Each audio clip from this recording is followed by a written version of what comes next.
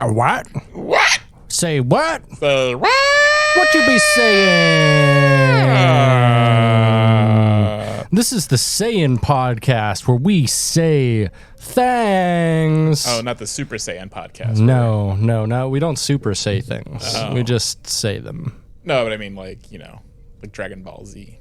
Yeah. Go Super Saiyan. Yeah, I got a couple Dragon Ball Z's right here. Do you think that's why they were Z's called nuts. Saiyans? Because they said a lot of things? Because there's a lot of talking in this. Super Saiyan. Yes. Yeah. Super Saiyan. That's exactly what they call them. What are you super saying? I'm super saying this. Yeah. I'm super saying you need to get out of my parking spot, please. Motherfucker. This is a reserved spot. It is reserved for me. I think you see the sign that says for Vegeta parking only. Please move. I don't see two motherfucking Vegetas here. Mm-hmm. There's only one motherfucking Vegeta. Only one motherfucking Vegeta. Only one Broly. How about I whip out my big old ding dong and stick it in your Vegeta? No. Well, that's the thing. You don't really see their dicks when they become the giant ape. Right. I mean, you never really see the dicks. They don't talk much about circumcision or the penises in Dragon Ball Z, and I think they should really concentrate that on a lot more. You know, I want to know if Piccolo has got that cut dickolo. You know what I'm saying? I want to know what he's playing with. That was. Well, are you saying like Super Saiyan? Are they practice circumcisions? Because Piccolo is something else. He's a green guy. No. So they are circumcised, but going Super Saiyan, both their hair turns blonde, and they also regrow their foreskin. Oh, nice. Yeah. They become whole again. Yeah. Maybe that's encourages them. That's why at birth they just circumcise them just to encourage them to go into the ape mode. Right. Yeah, because then if you become ape, then you can get your foreskin back, and I will increase my power over 9,000 so I can grow back my dick skin. Yeah. The smegma's over 9,000. Over 9,000. Yeah, that's awesome. Yeah. I think we just figured it out. We figured out the whole, pretty much everything. I mean, peace in the Middle East, first and foremost, is what we figured out. We solved the whole Israel-Hamas. Mm-hmm. We got a four-state solution. Four-state solution. We've got Israel. Foreskin solution. Yeah, foreskin solution. The Aussie song, foreskin solution. Doo, doo, doo. And someday we'll find it. The foreskin solution. It's called soap. Is the foreskin solution? All right, that's what you got to use on it. All right, soap and water. Got to peel it back a little like an onion. Yeah, just get it on. Could just smell like a little bit like an onion. Smell like an onion now. Yeah, got layers like an onion, or like a parfait like in Shrek. Yeah. And also like in Shrek, a real meaty smegma. Hell yeah. God, yeah, I can only imagine Shrek's. Shrek he reveled in being disgusting. Yeah, he had more smegma than cum. Oh yeah, and that's the thing. He would actually make that challenge for himself to make more smegma. It's the Shrek Smegma Challenge. He'd be like, "Oh, donkey, I'm going to make some more smegma," and then just make sure no water ever touched that area in his life. Or right. Yeah, he just didn't scrub at all. He would just see it just build and froth over. No. Yeah. It'd be great if Eddie Murphy got to write his own lines for Donkey. And he just pulls out his AIDS jokes from the 80s. Yeah. That would be great. Shrek's like, I don't know about this donkey. I think these jokes are a little outdated. Man, what's up with all these gay dudes getting AIDS? Donkey, please. But then he gets Donkey just ends up making some very lighthearted children's films, and yeah, everyone forgets about that. But he fucks a dragon in one of them. He does. He definitely fucks a dragon. Yeah. And they have dragon babies. Yeah. Yeah, dragon donkey babies. Yeah. Yeah. Would that be a donkagon or a donkey? I like dronkies. Yeah, I think dronky. It sounds like a drunk donkey. Dronky, and I can say Shrek saying dronky. Dronky. Yeah, that's pretty good. I've only seen the first Shrek, so yeah, same here. Yeah, wow. We should review the Shreks. I mean, if you're a Patreon subscriber, you can vote on it. Speaking of which, we got a Patreon. Did you know that shit? We do got that. Yeah, so if you go to patreon.com/dumbidiotbs, you can sign up for our Patreon for as little as free. We have a free tier now, but we kind of prefer you pay money. But if you can't afford it, that's fine. We totally get that. We're broke too. We broke bitches. We broke bitches. We two broke girls like that show. Mm-hmm. Yeah, I never watched that show. Is it any good? No, it's terrible. Doesn't it have what's her face though? Andrew WK's wife, Kat Denning. She's married to Andrew WK. She just got married to Andrew WK. Really? Yeah. I a couple can see weeks that. ago. He said he was gonna do a bunch of shows a couple years ago, and then just like postponed all of them and kind of dropped out of nowhere. And then he just resurfaced with Kat Denning's wedding photos. Interesting. Yeah. He's like one of those people that are ageless. Oh, 100, no, he's a vampire. Yeah. He hasn't aged a day since he's been like, a big thing. But I feel like he's been a thing since I was in high school. He has. He's been a thing since 2004 is when I Get Wet came out, I think, or 2005. Okay, so a little after I got out of high school. So yeah, like, because I remember him like, and then he looks exactly the same as he did when he was. There's some theories that he's played by multiple people, which is interesting. Oh, so he's like Saddam Hussein, where he has like doubles that get plastic surgery to look exactly like him. Yeah. I can see that. Mm-hmm. so And, we're now that he's married to Kat Dennings, he's got doubles and double D's. You know what I'm saying? I see what you said. She's got very big tits.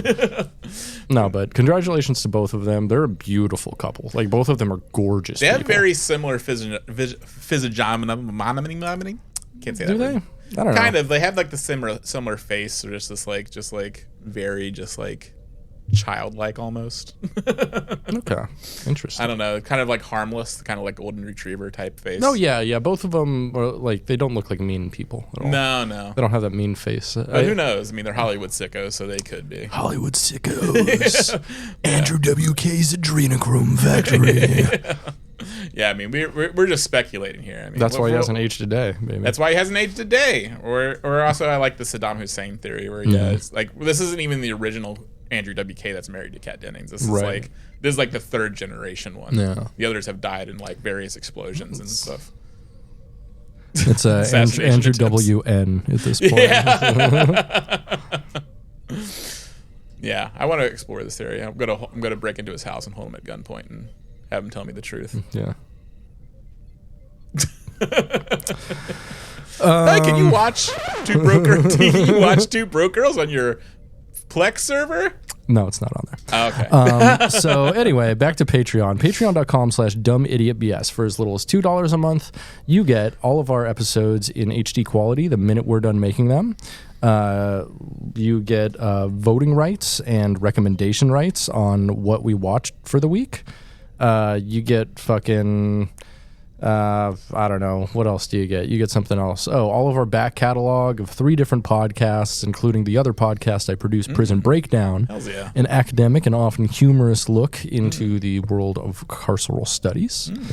You ever watched one thing you should do for that? I was thinking about that I was thinking about this documentary the other day, so like watching the Saw movies. Yeah. Me and Lucy were watching the Saw movies because I've only seen like the first 2.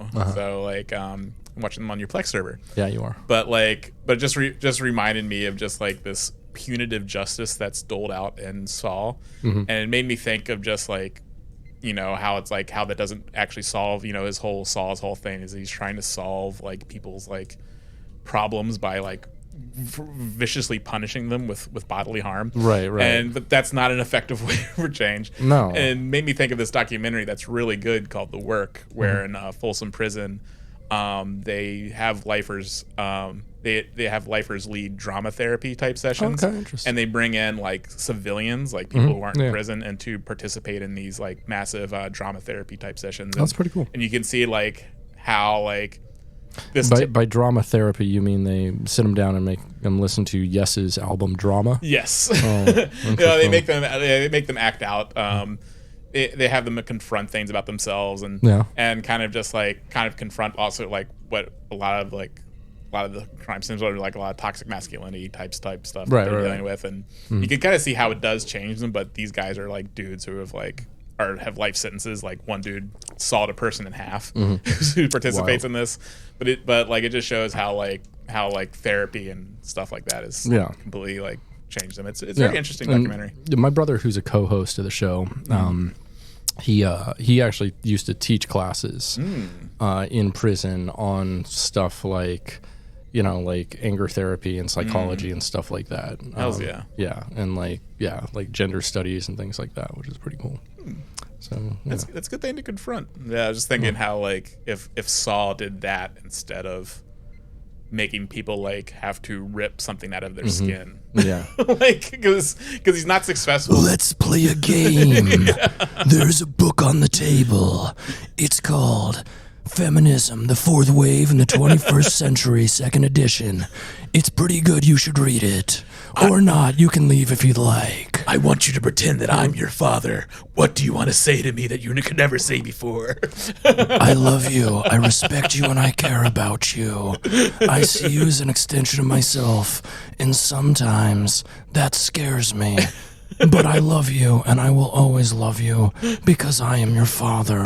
Let's play a game, catch outside. Perfect. Yeah, and see, that's all Saul would have to do. No one would die. I think he could affect real change that way instead of like just making people like do torture porn. Yeah. Something to look into. He's like, I know you've been cheating on your wife. Let's play a game. It's called couples therapy. Please sit on the couch. I want you to put yourself in your wife's shoes. How do you think she feels right now? Write it down in a poem. I want you to make a play that we both act out together. Let's play a play. Let's play a play. Precisely. Anyway, so on Patreon, on our $5 a month or more tiers, we will say thank you as a producer of our podcast to people just like, are you ready for it? I'm ready. Are you ready? Dylan Lance, Jordan Hale, David Craning Seitz, D. Gursky, Jormore, Tim Wilkinson, Sam Mayo, Kyle Simmons, PJ Hale, Shane Sawyer, Gillian McCrary, SFC Punk, Roberto Molino, 7 of 9, James Hartman, Anna Conklin, Iggy, Abigail Simpson, Shane Williams, Roberto Yolito, Electric Baphomet, Jonah Hearn, Nick Savard, John Simcox, Asher Pliskin, Skeptic, Nova, Jose Martinez, Ben Tronic, and our good friends over at the Bruce Campbell podcast. Oh, what? Say what? Yeah. Nice. Hell yeah. So thank you to all those people for paying $5 or more a month. For $10 or more a month. Oh, what's that? What's that? We got some breaking news. Breaking news. Breaking news. Oh, shit. That entire tier sold out. We got 20 people up in that tier. Hell yeah. The Media Dungeon. So I'm going to have to increase the speed of my internet. And then I might add a few more tiers, but for now that tier is closed. So if you'd like access to The Media Dungeon, which is my private Plex server with over 17,000 films and over 1,400 television shows of all sorts. What have you been watching on there lately? Like I just said, the Saw series. Yeah. What else have I been watching? The Curse. You watched The Curse? Didn't you watch Fargo? Was that you? Yeah, I watched Fargo. The new season of Fargo. Actually, I really like this season of Fargo. Is it pretty good? It's halfway through. It's at episode 5 right now. Actually, episode 6 is today. Oh, fuck yeah! Yeah, so I'll download that and if I put it up. If you put it up. Yeah. Have you been watching it? Not yet. No, I fucking love Fargo so much though. Okay, that won't spoil it because there's I saw kind of a spoiler on Twitter before I started watching it, and I totally forgot about the spoiler. And then when it started happening on the thing, I was just like, oh my god, I forgot about this, and it's so ridiculous because they always in each season there's kind of a metaphysical or supernatural aspect. And the supernatural aspect for this season is very interesting. So yeah, oh yeah. So check it out. Yeah, so that's the Media Dungeon tier. So sold out. Too bad. Too bad. So sad. Go too see. bad, so sad. Go to patreon.com/dumbidiotbs and see if I put more up yet. Who knows? Yeah. I might have. What else we got? So, $20 or more a month gets you monthly merchandise.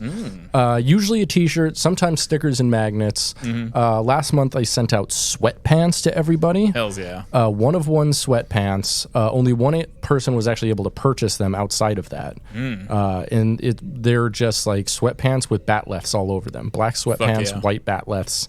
And they're like super hype. I wish I had a pair myself, but I didn't save enough bat lefts. Save enough bat lists. It's fine. I'm okay with it. Yeah. Yeah. But also, I think next month I'm going to be sending out Soy Trek t-shirts.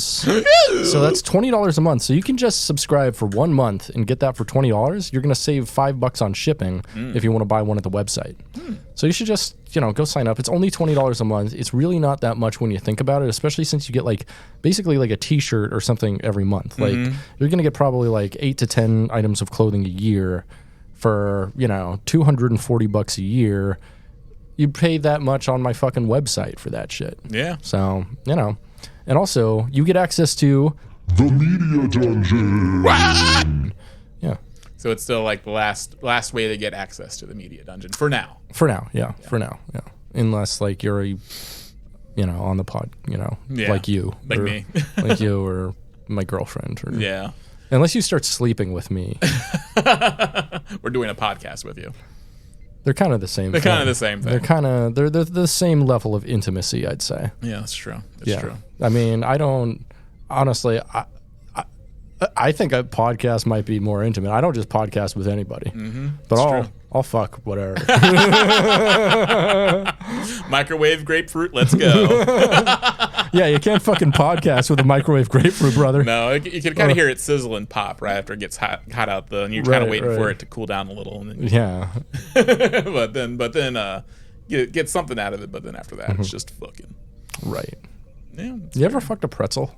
No, I've not. I'm sorry. And you're from the East Coast. I feel like I guess that's probably more like a Pennsylvania thing.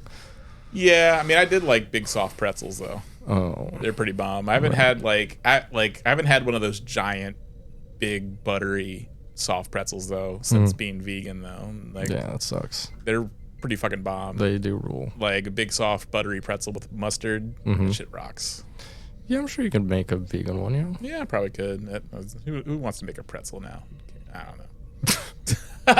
You gotta make a vegan pretzel restaurant, brother. That's it. You just answered your own question. Yeah, I mean, I've had vegan restaurant ideas, like the stuffing only restaurant.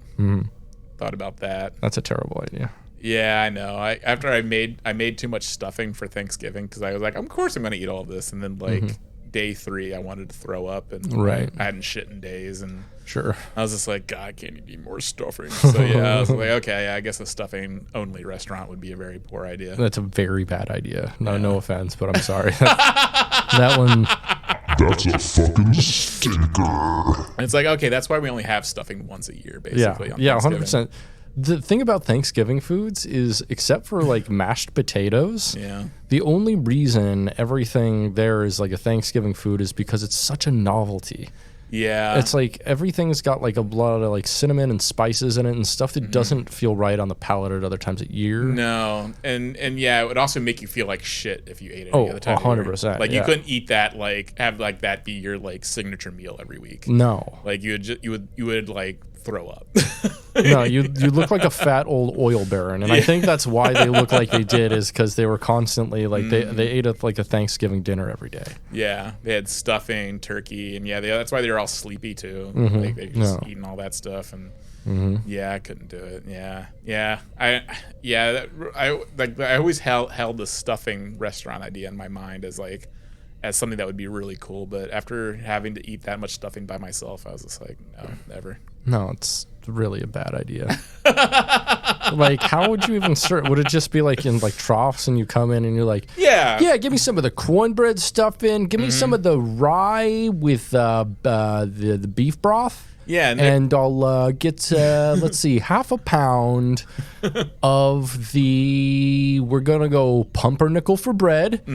Oh, what broth? What broth? What fat? We're gonna go for butter chicken broth. Classic. And you could also pick a gravy. So yeah, it would kind of be like a Chipotle almost, where you would go and pick the different stuffings you want. You could have like a sausage stuffing, a cranberry stuffing, and you could get that into a bowl and then get a certain gravy on top.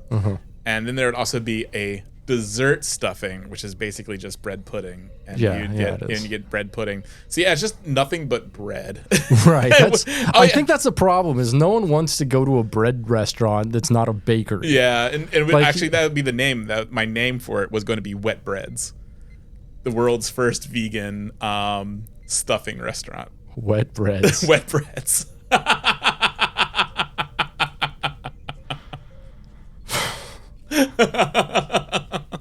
I was gonna make T-shirts. You know for what? it. Take this to Shark Tank, brother. You're onto something. You're definitely All right, onto Sharks. Got this idea. It's gonna be called Wet Breads. You only eat stuffings. It's like a fast casual type restaurant. You pick. It's only vegan stuffing. So you pick your stuffing. You pick your gravy. Yeah. And then you're ready to go. All right. Okay. I'm gonna need $5 million. I have a gun. Mark Cuban here. No question. I just like feet. No question. I just like feet.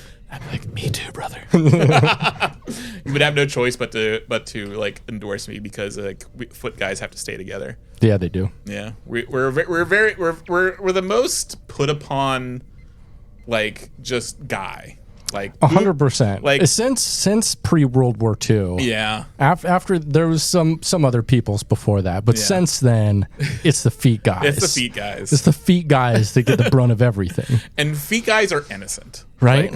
Like we're nice, like, you know, we're not as pushy. You know, like, you know, boob guys, butt guys, you know, it's just like, oh yeah, they push themselves into the culture. Hey, you a tits or ass guy? Ha ha ha ha ha ha ha ha ha. You know what I'm saying? yeah, I know what you're saying. Yeah. Maybe neither. Yeah. Maybe go a little lower, baby. Yeah. Maybe instead of you know, whip them little piggies out. Yeah. You got a 2 versus 10 situation here. Uneven ratios. You got only 2 boobs. You got 10 fucking toes. 2 boobs, 2 cheeks, or 10 toes. Yeah, right. Yeah. Know what you mean? No. Yeah, that's why we have to live in the shadows. We live in secret. Right. And like, you know, we let each other be known by certain little like, you know, secret hand gestures and stuff like that. Right. So me and Mark Cuban, we would be doing like the gestures at each other. Right. And he would have no choice but to endorse Wet Breads. The protocols of the elders of Bunyan.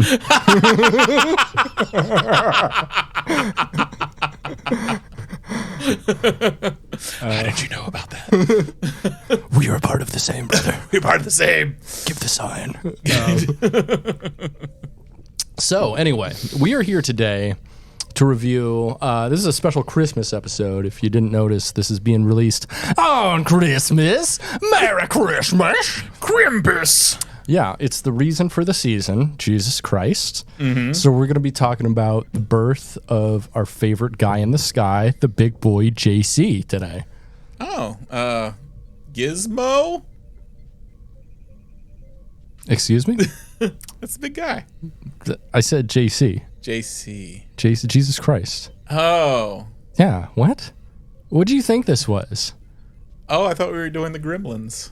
No, this is a Christian podcast, Oh, brother. damn it. Well, Gizmo's kind of like a Christ allegory.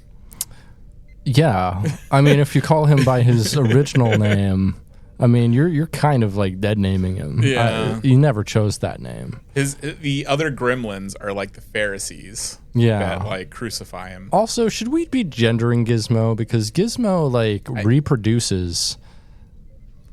Yeah, and that's true because Gizmo's like a reproductive almost mammal. Yeah, and that's the thing. Like the Gremlins are sexless. They are. Like, I mean, for you maybe. I mean, they have no outward genitals, at least until Gremlins 2, which we know for sure. Oh, by the way, we're talking 1984's Gremlins today. Yes. We're just gonna jump right in. This one was directed by Joe Dante. Yep, King. Absolute king. He did other great films such as Gremlins 2, The Burbs, Matinee. What else? One of the scenes in the Twilight Zone movie. Oh yeah. He was one of those 4 guys. Yeah. No, but he worked a lot with Robert Picardo, Dick Miller. Robert Picardo, Dick Miller, but he actually got his stuff produced quite a bit, and including this movie by Steven Spielberg, based on his directing job for, I think, The Howling 2. Yeah. Or maybe it was just the original Howling. But yeah, I guess, it's crazy. Like, The Howling was his first, I think, feature film. I think that's which is crazy, because then, it's a great film. Yeah, it's great. And then, like, Gremlins fucks. Gremlins is so good. Like, I'm not gonna lie, like, I ended up getting teary at a part where it was just, like, the Gremlins fucking running over Dick Miller and just like the music kicks in and it's so fun, and I was like, oh god, I love this so much. Yeah, it's a fucking movie, man. It is. Yeah, it makes a lot of decisions, and it does. All of them are purely to entertain and delight you. Yes, it's the Gremlins are fun little guys. It's a fun little fucking movie. This one was written by Chris Columbus, which is wild. Yeah, best known as the guy who spearheaded and produced the entire Harry Potter series of films. Yeah, but he's been a director and stuff. He's written some other films. What was the one he wrote right after this? It was another. Oh, it was Goonies. He wrote Goonies directly after this. So he's a pretty accomplished writer. He's written some dog shit though too.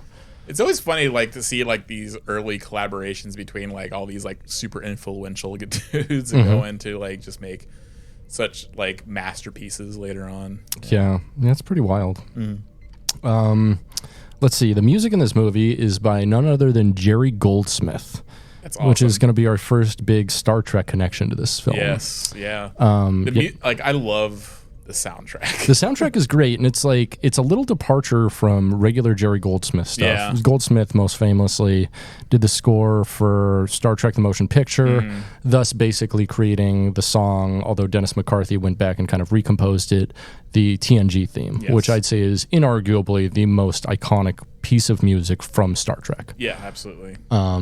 Yeah, you can tell, like, this one's the Gremlins theme is far more, like, it's whimsical. It's whimsical, yeah. And it's just, like, has, like, it's very high energy, like, because kind of match the nature of the Gremlins. It's like, it's not like, slow and contemplative or bombastic like the TNG theme song. Right. And it's specifically very, like, creepy at points, and also very fun at a lot of points. Yeah. And I want to point out it's kind of a departure for Goldsmith, is he uses a lot of synthesizers in this score. Yeah, it does. Like a lot of, like, very weird tones, and does a lot of, like, restructuring of, like, Christmas music to make it fit themes in the film. Yeah. And it's pretty cool. Really, really good music. This movie was released on June 8th, 1984, so it's kind of a summer blockbuster, even though it's a Christmas film, which is very interesting. Yeah, I read that, like, I was just like, oh, that's very funny. It was released, but, I guess, Christmas in July almost. Right.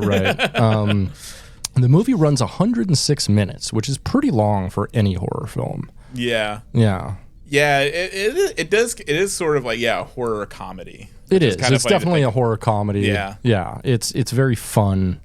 That's it's funny because I never really thought about it that way. I always just, like, growing up watching it, I always just thought it was, like, the fun Gremlins movie. But then I was kind of thinking, like, watching it now, like, because, like, usually I don't revisit the first Gremlins too much. I always revisit Gremlins 2, like, because I love Gremlins 2. Yeah. And, like, I was kind of like, oh yeah, I guess it is, like, a horror movie, which is kind of interesting. Like, it's kind of like in the same vein, because then, like, I guess later on, you have, like, your Critters that came out. True. And, like, other, like, Munchies. There's so many different clones that kind of just, I feel like, originated because, like, from this, just like, just like the idea of, like, a weird little guy. Right. Just like, all right. Like, so a cute little guy that may also be evil. Yeah, and so it's just like, okay, we got to recreate that magic of the Gremlins. I mean, fucking even look to Star Trek recently, Moopsy Moopsy is definitely a Mogwai. Yeah, he's a Mogwai, Yeah, we love our Mog. And yeah, you see like also like the Porgs and Star Wars, like Right. our Mogwais or Gremlins. Yeah. Yeah. So before we get into the film, let's talk about the development of this. So the story for Gremlins was first conceived by Chris Columbus. As he explains, the inspiration came from his loft when at night what sounded like a platoon of creepy mice would come out, and to hear them skittering around in the blackness was really creepy, he said. Yeah, I lived in a house where like it was right above a tree. Like a tree was overgrew like the roof, and raccoons would just be scampering about at night all the time, and it freaked the fuck out of me. Yeah. So Columbus wrote the original screenplay as a spec script to show potential employers he had his writing abilities. The story was not actually intended to be filmed until Steven Spielberg took an interest in turning it into a film. As Spielberg explained, quote, "It's one of the most original things I've come across in many years, which is why I bought it." Spielberg considered Tim Burton to direct the film after seeing the short film Frankenweenie, which if you haven't seen, it's pretty fun. Yeah, it's on my server. After deciding to produce the film himself, Spielberg chose Joe Dante as his director because of his experience with horror comedy, having directed The Howling. However, in between The Howling and the offer to film Gremlins, he experienced a lull in his career. He began doing storyboard work on the film while also working as a director on Twilight Zone the movie, a film on which Spielberg also served as director and producer. The film's producer was Michael Finelli, who had also worked on The Howling with Dante. Spielberg took the project to Warner Brothers and co-produced it through his own company, Amblin Entertainment. The film's script went through a few drafts before the shooting script was finalized. The first version was much darker than the final film, and various scenes were cut, including one which portrayed Billy's mother dying in her struggle with the Gremlins, with her head thrown down the stairs when Billy arrives. That's so fucked up. Which is pretty fucked, yeah. Yeah, it's crazy that like there is deaths that happen in this film. Like Yeah. like I always like always found it to be like just like a straight child's film. Yeah, it is. I mean, it's very kid friendly. I mean, what is it, PG-13 probably? Yeah.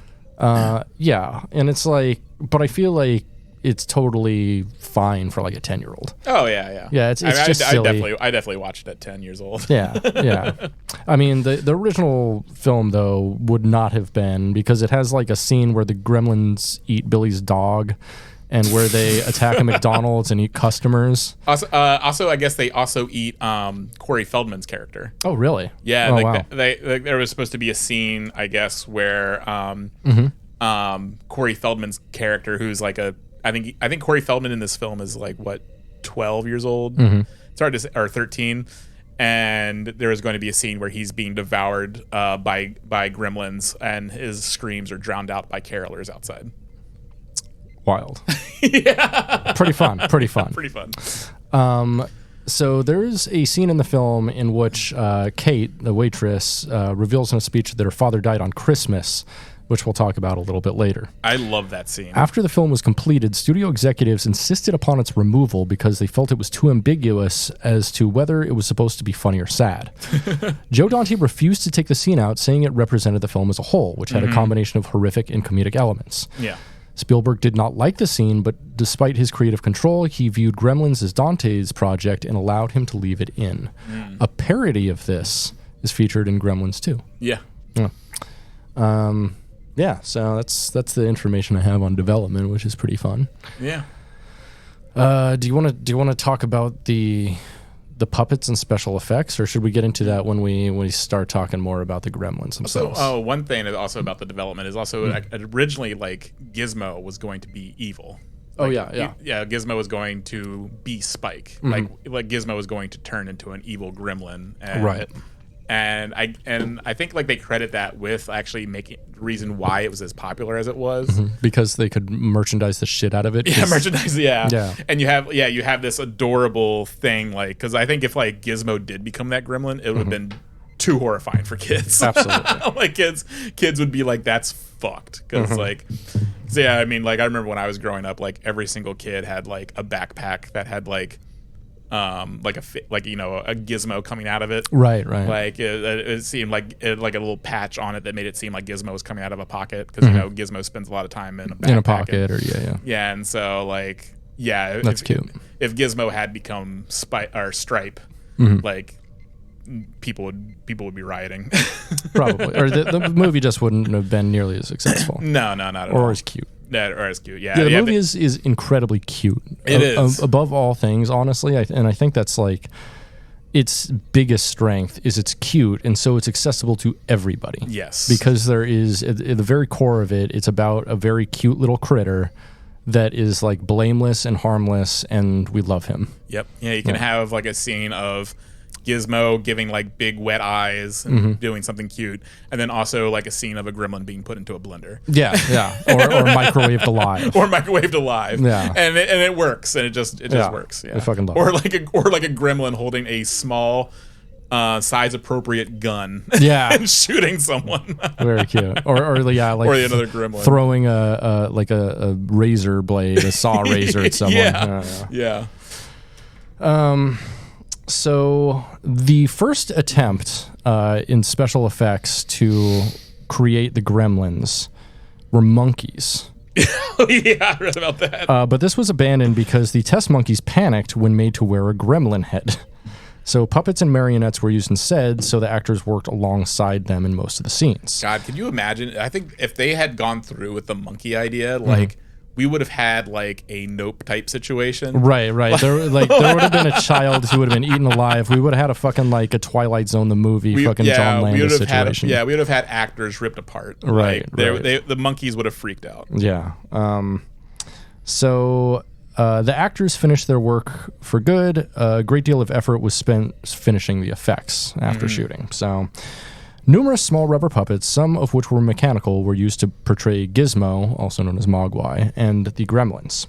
They were designed by Chris Wallace, and Chris Wallace is like a fucking legend. So before this, he was a model maker for E.T., and then he worked as a consultant on Return of the Jedi for the Ewoks. The Ewoks and Mogwai have very similar designs. Kind of, yeah. I mean, the Mogwai is somewhere in between Baby Yoda and the Ewoks. Yeah. So after Gremlins, he created all of the characters for Enemy Mine, which we've talked about on the podcast Oh, I before. love Enemy Mine. And then after that, he did all of the creature effects for The Fly. Oh, fuck yeah. He also did all the special effects for Naked Lunch. Oh, I love Naked Lunch too. I was thinking like we should do Naked Lunch on here. Yeah, maybe. And then after that, he did one of my favorite bad movies, Curse 3 Blood Sacrifice. I have not seen. It's amazing. It's about a guy who gets bit by a snake on the hand, and his hand turns into a snake. Cool. It's so fucking cool. So I'm guessing he just has like a snake puppet on his hand the entire movie. Yeah, it's so fucking cool. Hells yeah. Yeah. So there was more than one Gizmo puppet, and occasionally Galligan, the main actor of the film, when carrying one, would set him down off camera, and when Gizmo appeared again, sitting on a surface, it was actually a different puppet wired to the surface. These puppets had many limitations. The Gizmo puppets were particularly frustrating because they were smaller and thus broke down more. While Wallace recommended taking the Mogwais, making the Mogwais larger to make their creation and functioning easier for the special effects team, Dante insisted on keeping their size small to enhance the cuteness of the creatures. Great idea, honestly. Consequently, to satisfy the crew, a scene was included in which the Gremlins hang Gizmo on a wall and throw darts at him. Yeah, he's crucified just like Jesus. This was included on a list that the crew created, known to them as Horrible Things to Do to Gizmo list, which is amazing. That's awesome. So, other effects required large Mogwai faces and ears to be produced for close-ups, as the puppets were less capable of conveying emotion. Consequently, large props simulating food were needed for the close-ups in a scene in which the Mogwai feast after midnight. Yeah, that scene's disgusting. It is gross. An enlarged Gizmo puppet was also needed for the scene in which he multiplies. The new Mogwai who popped out of Gizmo's body as small furry balls, which then start to grow, are balloons expanded as such. Wallace had also created the exploding gremlin in the microwave by means of a balloon that was allowed to burst. Howie Mandel, of all people, provided the voice for Gizmo. The prolific voice actor Frank Welker, who's probably best known, he started as, I believe, Freddy on Scooby-Doo, I believe he eventually took over Freddy and Shaggy. But he has, I believe, over 1,100 credits to his name for voice acting. Oh, wow. He's like one of the few guys who I think has more voice acting credits than Frank Tatasciore. Also, I'm pretty sure that guy has been like a lifetime vegan. Has he? That's interesting. That's wild because he's been around since like the fucking 40s or something. He's old as fuck. It was Welker who suggested Mandel perform in Gremlins. The puppets' line were mostly invented by voice actors based on cues from the physical actions of the puppets, which were filmed before the voice work was done. When developing the voice for Gizmo, Howie Mandel explained, Gizmo was cute and naive, so, I got in touch with that. I couldn't envision going any other way or do something different with it. And honestly, Howie Mandel fucking kills in this role. Yeah. Yeah, he just does cute noises. It's wild. Also, I was wrong. Casey Kasem is the vegan. He took over Shaggy. It was Casey Kasem who did that. Okay, fair. Yeah. Did Frank Welker die then? Is he the one that ended up dying? Was he the original Shaggy? I thought Fred Welker was wasn't he Optimus Prime, or am I wrong? He might be. I know he's a Scooby-Doo guy. Oh yeah, he's a Scooby-Doo guy. Yeah, he's definitely a Scooby-Doo guy. Yeah. The majority of the other Gremlins voices were performed by Michael Winslow, also known as Motormouth Jones from fucking Police Academy. And you can kind of tell at some points because like some of the Gremlin voices, I'm like, oh, that's definitely Michael Winslow. Yeah. It's like thinking. Yeah, and another voice actor named Peter Cullen. Peter Cullen. Cullen. Like Colin Powell, not like Colin Powell. Not like the butthole. No. I mean, I hope you don't think the colon and the butthole are the same thing. I mean, mine's on the outside. Oh. So that's called a colostomy bag. All right, you ready to get into this film? Yes, I am. All right, I did pretty abbreviated notes, so let's just try to run right through this. So we start out in a noir type film kind of thing. This fat white guy is doing a voiceover. He's in a suit. And he's going to a Chinese dungeon store in a very film noir type of way. Yeah. The guy there in the store, this old Chinese man, he's just straight up smoking opium when he comes in. Yeah. And he doesn't stop. He just keeps smoking opium. Yeah, he doesn't care if this guy's a cop or what. He's just like, fuck you. What are you going to do? This guy's definitely not a cop, though. He's a salesman. Yeah. And he tries to sell the guy a multi-tool that's like the bathroom buddy is what he calls it. Yeah. Can you... that bathroom buddy, like, has to... I mean, obviously, like, the joke is, like the running gag about his for the entire film is like he's an incompetent inventor. Yeah, like I do love their reactions to the inventions. The inventions like were making me crack up so much. No, they're a great running gag throughout the film. Yeah, and they make the film very lighthearted. They like recenter it a lot of the time. It's really great. You take a break from the story to watch them use like an egg cracker or an orange juice machine, and it just goes horrifically wrong. But also good setups for later hijinks. But right. But yeah, it's fantastic. But yeah, I was thinking like the bathroom buddy though, like that thing has to be nasty if you were to actually use it for its intended purpose. Oh yeah, like, absolutely. It would just be covered. It's got like a little bidet in it and shit. And yeah, it would just be covered in shit, and then you would get all sorts of like ass to mouth diseases, just like yep, I got the hepatitis C again. You got the hepatitis C. Oop, got a stomach flu. I guess I've been. I shouldn't use my bidet / toothbrush. Wait, was that the toothbrush or the toilet brush? Uh-oh. I did a whoopsie. So the white guy hears a little voice and goes towards it. Yeah, and finds a little creature called Mogwai. The also known as Gizmo later in the film. Yeah. He tries to buy him, and the old Chinese man says he's not for sale as he has too much responsibility. So instead, later in the night, the son of the old Chinese man is like, "Oh, I'll sell it to you." Is that his son or his grandson? A grandson, probably. Yeah. And so he sells it to him, but says, "Hey, there are 3 rules to the Mogwai. Number 1, got to keep them out of sunlight and very bright light. They hate bright light. Number 2, keep them away from water. And number 3, never feed them after midnight." Nope. So, This opens on a Christmas song after that and a Christmas tree lot. Says music by Jerry Goldsmith. Great whole music through. Amazing. Like it's seamless. It ties everything in the movie together. Faultless music. Like 10 out of 10 soundtrack, honestly. Yeah, it's fantastic. In this town, I think this was the same town as like Back to the Future. It was, yeah. So it's the same town as Back to the Future and a lot of other films, but it's just dressed up differently. Yeah, it has that classic Americana type look. Yeah, that place that doesn't really exist. Right, like Main Street America. Yeah, Main Street America, which is like it's great because it's just any town USA, really, and it works. Yeah. So we're introduced to the main character of the film, Billy Peltzer, who's a young man played by Zach Gilligan, who was on Star Trek in the Voyager episode In the Flesh. Oh, yeah. Yeah. He takes a whimsical but hurried trot through town, and people are like, hey, Billy! He gets to work, and he's a bank teller. And he's bringing his dog with him to the bank. He is. He's bringing his dog with him to work, which is like, why can't you leave your dog at home? If you can bring your dog to a bank, you could probably leave your dog at home just fine. Yeah, and no one notices like there's a dog just like sleeping under your feet your entire shift. Like, yeah. But whatever. I mean, I wish I could bring a dog to work. That'd be great. Yeah. So, I'd cook a dog though. Yeah, that dog would not be good at work. Any dog would not be good at a fucking welding factory. Yeah, it would just catch on fire or something. Yeah. Starts running around screaming. It'll be too loud.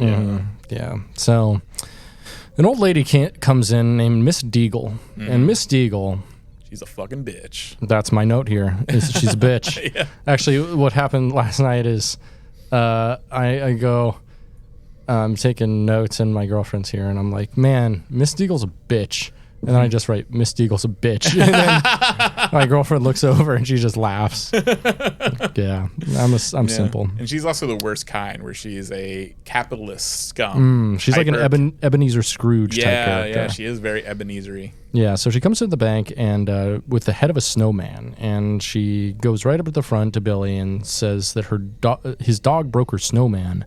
And in return for this snowman, he's like, well, just tell me how much I'll pay for it. And she's like, I don't want that. I want your dog so I can take him to the pound and have him put to sleep, which is fucked up. Yeah. The dog lashes at her, and then his boss and a junior vice president played by Judge Reinhold come out. And Judge Reinhold, it sucks that, like, I guess, like, he had some more scenes in this, but they're all cut. That sucks. Kind of sad. He's a good heel. Yeah. He's just like this fucking bourgeois 23-year-old bank vice president. Yeah, he's the good human foil, and like that would get some sort of comeuppance. Like, right. And I guess in the original script, like, he was going to be a bank guard, like a guard, but whose older brother is a cop. And he wants to be just like him, and so he's like a fucking dick because he's like wants to be a cop as well, right. And yeah, he ends up getting like devoured by the Gremlins as well. I'd love to see it. You love to see it.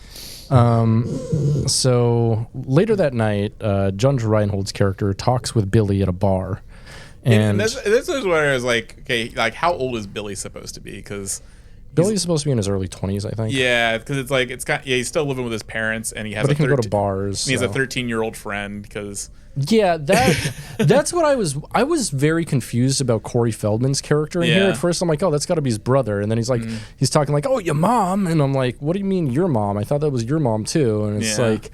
No, it's just this 13-year-old kid who hangs out with like a 21-year-old kid. Because like, I don't really care too much about like age gaps and stuff. But that's when it's like an adult of a drinking age hanging out with a middle schooler. It gets weird. Right. It's like why do you not have friends your own age to do that? I can kind of see it though. He's just like his neighbor, like so like and. The neighbor probably thinks he's really cool. Corey Feldman thinks like his older neighbor is kind of cool and stuff. Like he was probably his babysitter at some point. You kind of think about it. So it's like, so they probably have some sort of like earlier relationship of some kind. But I guess like also like still weird. Yeah, I guess like originally like Billy was supposed to be 13 as well. Oh. And so like originally they're all going to be 13-year-olds. It was going to be kids. Oh, so he was going to be a 13-year-old bank teller? Yeah. Oh, he's going to be. I don't know how to make change. But they I'm scared. he's just there to like he's just like an alarm system for the bank or something. Just like start screaming. But yeah, I guess they aged him up because I guess like they were like, oh, we're dealing with some serious subject matter, so they aged Billy up to like 21-year-old instead of like also being a 13-year-old. And I guess they just didn't age Corey Feldman's character. Yeah. I mean, Corey Feldman hasn't really aged, so that works. No, I mean, but I think that also has to do with a lot of his childhood trauma. Yeah, he's kind of in an Arrested Development. He's the comeback king. Yeah, it's true. He's on tour with Linkin Park right now, right? Limp Bizkit. Limp Bizkit, that's right. Yes. Limp Bizkit. Yeah, Very that's right. clear. Linkin Park's dead. Yeah. Just Chester Bennington. Just Chester Bennington. Yeah. Did they ever replace him, or is just Linkin Park disbanded? Disbanded. Okay. They made so much money on that, man. Like, yeah. Yeah. They don't. God, do can you imagine? anymore. Like just Mike kind of Shinoda like is just sitting on a mountain of money for his songwriting credits for fucking fucking. I don't remember the names. Could you of any of their songs. imagine how nice that must be? Yeah, I can. That's all I can do is imagine. Imagine having money, not having to work. Yoo-hoo. I wrote a song when I was 20 years old. I made $1 million from that. Now I'm 43, and you can suck my D. So, next we're introduced to Billy's mom, and she has the exact same haircut as him. She does. I guess Zach Galligan, or Zach whatever his name is. Zach Galligan. Zach Galligan. I guess he really hated his haircut. Zach Galligan Fanakis. Zach Galifianakis. Yeah, I guess he really resented this haircut. Like, which is funny because now that you mentioned, that is his mom's haircut. That's so funny. Yeah, he looks like a Billy Joel impersonator. He does, yeah. It's just kind of like, just like very curly, just like hair. Yeah, it's awful. Although I do have to mention his eyelashes are beautiful. They're super long, super curly, very supple eyelashes. Yeah, my girlfriend does eyelashes, and she pointed that out. I'm like, you're right. Very nice eyelashes. Yeah, he's got that lash, baby. You did flutter him a lot for us again. We are introduced to one of his dad's inventions, an egg machine, and it's just a nightmare invention that doesn't work. That's the thing about your dad's inventions. He always worked the first couple times. So his dad comes back from a trip, and guess who it is? It's the guy from the beginning. Yeah. The fucking bumbly fucking invention guy. Yeah. I guess, he's a singer, and he was a singer. Oh yeah, and he started singing. He was like, fa la la la la la la la la fa la flaw flaw. Yeah, it was funny. Yeah. Oh, the actor is also a singer. Yeah, he sounds like it. Yeah. So Dad gives Mogwai to Billy, and nobody knows what it is. He starts shaking it. Yeah. Mogwai's adorable, and Dad calls him Gizmo. Mom tries to take a picture with it, and the flash terrifies him. So Dad explains the rules. Number 1. Don't expose it to bright light. 2, don't give it water or get it wet. Number 3, don't feed it after midnight. Also, it's funny how muted people's reactions are to seeing a brand new animal that hasn't existed before. Yeah, and it's bipedal, has thumbs, has thoughts, can harmonize music and understands music, can give assimilation and understand and speak back to you. So it's basically. It's smarter than a parrot. Yeah. And it has the intelligence, and it has like above average intelligence. It has like the intelligence of a monkey. Yeah, I'd say even a human. Like I would say some humans. Gizmo has a human sized intelligence. He solves problems. He can operate vehicles. He uses thumbs. He makes tools. But monkeys can operate vehicles too. They can, but I don't know. Like I think there's more of an intent with Gizmo. Like I don't know. Gizmo has a human level intellect, but he's still treated as a pet. Actually, some cats can also drive. Have you heard of Toonces? I have heard of Toonces. Yeah. Toonces is the driving cat. Famous, Cat who can drive a car. Absolutely. Yeah.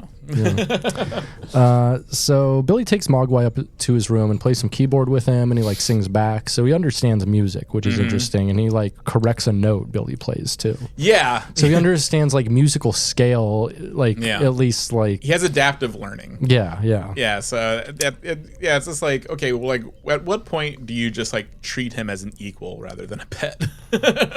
That's a good question. Yeah. Like, you obviously can't really like vocalize things, but could you teach him sign language like a monkey? Yeah, I mean, he can't vocalize too much, but like he can still understand and respond to it, like to speech. We should teach Mogwai how to write. Yeah, I bet he could write. I think we see him write in the second one though. Do we?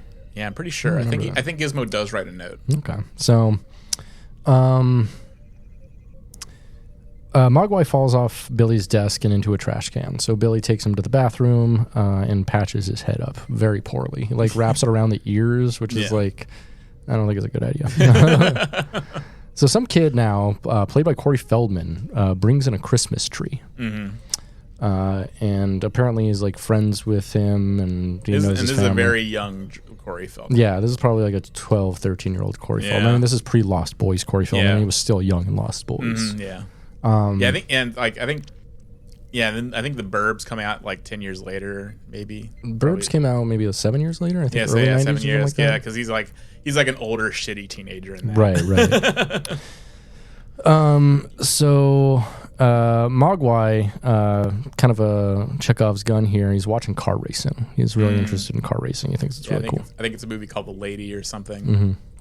So Mogwai gets wet then and steams, and then little things pop off of him and grow into other gremlin. And then more and more appear, and the dog is heavily disturbed. Yes. Very disturbed dog here. And this dog is so traumatized in this movie. This poor fucking dog. I guess they said the dog, I think the dog's name was like, I can't remember what the dog's name was, but I guess the dog actually thought the puppets were real. I bet. Poor fucking dog. Yeah. This dog is completely confused. Like, the dog definitely doesn't seem like the dog's acting. The dog actually responds to the Gizmo puppet and the Gremlin puppets like they're actually like real things. Yeah, which is terrifying. Poor dog. Yeah, I can only imagine there's probably some outtakes of him just like fucking like tearing into the Gremlins, which is it's also funny because like I was reading like. Probably some outtakes of him just fucking the Gremlins. Just rawing them out. Because and they had to be super protective of the Gremlins because I guess the Gremlin puppets were like $30,000 to $40,000 each. Holy shit! And there's a bunch of them. So and I guess like since I guess they were so expensive, they actually had to have a full-time guard after shooting would wrap. They would like count them and put them into a locked area that would be under guard because like if one of them were stolen. So, what do you do for a living? I'm a puppet god. I got puppets. I would kill to be a puppet guard. Like, ACAB includes everyone except puppet guards.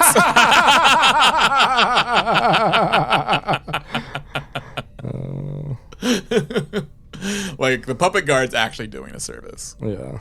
Like, I would be a puppet guard. Very true. But yeah, I can only imagine though. Since they cost so much, I can only imagine like they were like worried that dog was just gonna fuck them up, like just tear into it and like try to kill it, like try to snap its neck. So, Dad sees. Oh, actually, so the kid Billy goes into his dad's invention room, and his dad has added a razor to the bathroom buddy, but then it squeezes toothpaste all over his face. Yeah.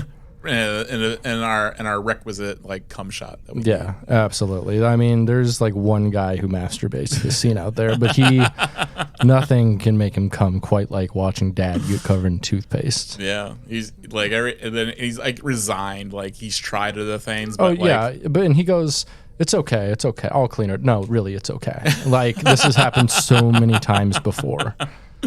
He tries other things, but he's just like he sighs and just cues up that that scene. He found it on YouTube, just that scene, and cranks off and comes in like a second. Right. Yeah. like you fucking get aroused just like thinking about the title of the YouTube video. Yeah. Like, Gremlin's dad gets creamed. So Dad, Billy's like, hey, you got to come see this. And he brings Dad out. And Dad sees the multiplied gremlin and wants to sell them and market them as a replacement for the dog. Yeah, and the dog's like, Yeah. Yeah, my question is, but do all gremlins go to heaven? apparently not. Like, that's one thing, like that's why you get a dog as a pet. Yeah. Because, like, you want to see them when you die, because they go to heaven. Yeah, it's true. Which is why Satanists don't have dogs. They have cats. I guess Mogwai do go to hell because, like, they're for the most part they're evil. Like, Yeah. I guess And cats are, for the most part, evil, too. Yeah. And because I guess that's one thing of the lore of Gremlins is there's only a select few Gremlins that choose to be good, like Gizmo, and they're called Eternals. On the flip side, I don't think there would be such thing as a police gremlin. There would not be a and police there are gremlin. police dogs. So That's true. Like, so like we see that the Gremlins actually reject. They're agents of chaos and anarchy. absolutely. Like, they would reject. Some might say they're sons of anarchy. They are sons of anarchy. Yeah. Yeah. And so, yeah, like most Gremlins, and I guess that's why there's only one Gizmo, is because, like, he's one of the select few that choose to be good. And all other Gremlins in the past have been exterminated because they're just complete monsters. I mean, a part of me also wonders, like, because in this movie, Gizmo's the original one, and all other derivatives seem to be inferior and more evil, is, like, do all derivatives, like, is there something that's lost there? Like some element of the personality when it's split? Well, I was reading, apparently there is another good Gremlin in this movie. Is there? Yeah, like the one that the science teacher gets. I guess he has a name. His name is Earl. Okay. And I guess, like, according to like comic books or something, Sure. Earl was actually a eternal Mogwai, like Gizmo, where he actually is a good one, but he becomes evil because he eats after midnight. Oh no, interesting. So yeah, so that kind of sealed his fate. Instead of like living a good life as Gizmo, he chose to eat after midnight and be evil. So next we're introduced to the town drunk, played by none other than Joe Dante regular Dick Miller. Yes. Who is also in DS9's Past Tense. And if you want to listen to us talk about him more, go ahead and listen to our episode on Past Tense. 2 episodes. 2 episodes on Past Tense that we cut, I don't know, like a month ago? Yeah, I think so. So he's the town drunk. Yeah. Yeah, and he decides to go home. Had too much to drink. Yeah, he has a lot of feelings about, like, about the superiority of American steel and American automotives. And white skin. Yeah, he never really says that, but it's implied. It's implied. Yeah, it's implied. So Billy and the waitress from earlier. Yeah, Phoebe Cates. Yep. Yeah. His crush. Yes, his ostensible crush. They talked earlier briefly at the bar with Judge Reinhold, and he's like, "You're working here now, huh?" And Judge Reinhold's like, "Yeah, if you want to work for nothing or something like that." It's some real classist dog shit. Yeah, I guess she also works at the bank, but also, like, takes up shifts at the bar. And he's like, "Guess you're working for no money," because I guess this, like, bar somehow doesn't make money despite being completely packed. Right. Like, I guess. Yeah, I mean, I wish she would have been like, yeah, that's because some assholes don't tip. Yeah, exactly. Yeah. Yeah, you're fucking like senior dude over at the bank. You can't fucking tip me. Yeah, like 20%, at least 20%. Yeah, some guys ain't got a tip as big as their tip. You know what I'm saying over here? Yeah, we never really have like a comeuppance for Judge Reinhold. Unfortunately, no. Like, especially like something to culminate like his harassment of Phoebe Cates. Yeah, and his classicism, like, somehow, like the Gremlins needed to, like, eat his car and, like, ruin his job somehow. I guess there is a deleted scene where he locks himself in the bank vault and then goes insane. Oh, wow. Because he can hear, like, the Gremlins outside going. That I would have wanted that. Yeah. Yeah. Like, psychological torture for, like, a 23-year-old kid. That's pretty cool, actually. He comes out and his hair is all gray and he just, like, can't function in normal society anymore because he hears, like, the gibbering of the Gremlins. Yeah, that's tight. I kind of identify with that. Yeah. I think we've all been there. I think we both have like some moment where like we heard the gibbering of the Gremlins and never turned back. Yeah, mine was when I read the novelization of Rocky 3. Okay. I can see that. I'll never forget. Never forget. No, I will always remember. That was your gibbering. That was. Like sometimes when something happens to you, like your eyes just kind of like just unfocus, and then you just I stare out into the middle of this. People are like, "You want to go to the club?" And I'm like, "Clubber Lang, Clubber Lang." And then in your mind, you're reciting like a paragraph, like the worst paragraph from the novelization of Rocky 3, and just my prediction is pain. So anyway, Billy and the waitress from earlier walk past some carolers and talk about getting depressed, and the girl says she doesn't celebrate Christmas, and he's like, "Why is that?" And she won't really tell him. Yeah. Yeah. Awesome setup. So Billy hits on her, and she agrees to go out with him. Yeah. Yeah, she's into it. Back with the professor. Actually, it turns out he's just a high school teacher. Yeah. I thought he was a professor first, but it turns out Billy just brought the Mogwai to a high school teacher. Yeah, he's Corey Feldman's science teacher. Amazing. Yeah. Why wouldn't you take this to like a university or someplace? They don't have full labs in high school. He's probably like the most scientific person in their little like cute little neighborhood.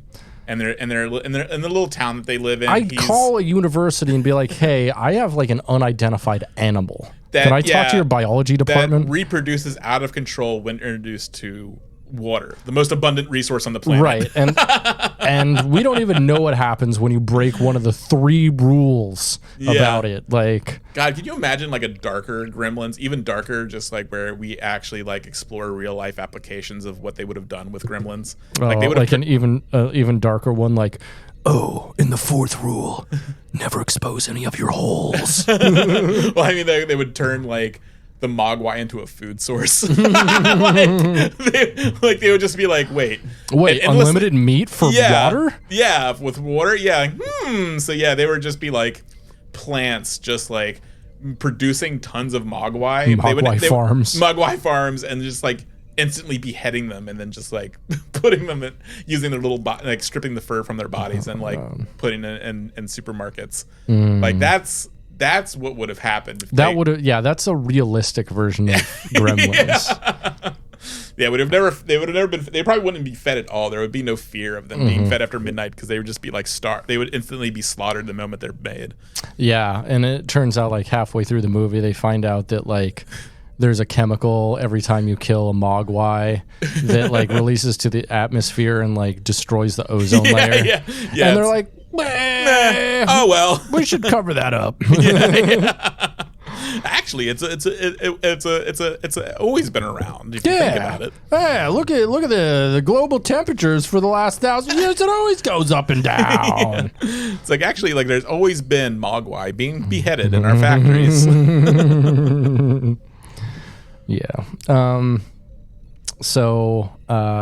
Later, the high school teacher, experiments on the gremlin by taking some blood from it, and it really doesn't like this. No, yeah, and this is Earl. He's supposed to be like, according to like other novelizations and of this movie, like he's supposed to be a kind gremlin with the same demeanor as Gizmo. Gremlin, Earl, Gremlin, Earl, Grim of Earl. Yeah. So meanwhile at home, Billy's home, the Gremlins are getting restless, and he goes to feed them before midnight, but they seem to be conspiring. Yeah. Back in the lab, the high school teacher calls it a night, but leaves half of a sandwich on the table. And the gremlin slowly drags it into the cage. Who just leaves half a sandwich, like, sitting out like that? Yeah, especially when he's being expressly told he can't feed. Right. This thing after midnight, and he's just he just has, like, a bag of chips next to it. And he's pretty reckless. Yeah, well, which is why you should have taken it to a fucking university.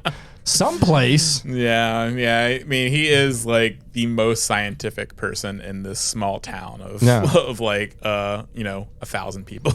Yeah, I might contact the military and be like, I have something, but you're gonna have to pay me like $100 million to even see it. I think but then they'd probably bomb my house. They'd probably drone strike my house and steal it. Yeah, I think if the military had gotten their hands on the Mogwai, it would be awful. Like they would definitely. Oh, exactly. But they want it so much because they could weaponize that shit easily. They would. Yeah, they would basically be locusts that they would just like. That they would initially just be putting into like foreign countries. They would just go and like, then dropping water on it and just fucking like letting them destroy a town. Yeah, let them all go and watch Snow White and freak out and drink at bars and like and dance to music and just completely ruin everything. Yeah, until like of course the Gremlins that would then spread to the United States and then it's basically Oppenheimer. If like when Oppenheimer when they're like they have that thing where they're like, if we drop this bomb, it'll ignite all the air everywhere, and they have that theory, and like, but this is actually what would happen. Like the Gremlins would just like take over the entire world. Probably. Yeah, I'd be okay with it. Yeah, it's time for people to go. Yeah, they're fun. They're not capitalists like we are. Yeah, they just like to party. They're hedonists. Yeah, they like to party. They like to dress up in little fun costumes. Yeah, they like to just like and. But do they fuck? I don't think they do. Like, yeah, they reproduce asexually. So, I mean, there's definitely the Gremlins we see in this. Gremlins can definitely choose their gender. Yeah, like there's like we see the Gremlins in different states of gender expression. Even though like they're all like it's the same. Like but they choose their gender. They're like Soren. Right. Like they're just like, you know what, I choose to be a girl gremlin. I choose to be a boy gremlin. I choose to be like just a gremlin. Yeah, their fucking Gremlins are more woke than most Americans. Yes, absolutely. Which is saying a lot. And they accept gremlin. All the gremlins accept each other for who they are, except for like when the one gremlin's with puppets, they don't tolerate the puppets. No, I mean we shouldn't tolerate puppeteers. Yeah, like they don't tolerate gremlin puppeteers, but they tolerate kill your local Jeff Dunham. Yes. Oh yeah, I mean I should make a bumper sticker that says that. I will kill you, Jeff Dunham. But yeah, no, the Gremlins are great. Yeah, like they accept each other for who they are, as long as you're not a puppeteer. So back at Billy's house upstairs, the Gremlins have turned into cocoon type creatures, and so what do? Take them to the high school teacher. So back at home, Mom gets on the phone with Dad, and Dad is at an invention convention. And here we have the cameo from Steven Spielberg. We do, yeah. He's the guy behind him. Yeah. So at the bank, Mrs. Deagle comes back in, and she walks right to the front of the line, doesn't wait for anything, to cash a check, and then she threatens Billy's dog. What a bitch. What a fucking bitch.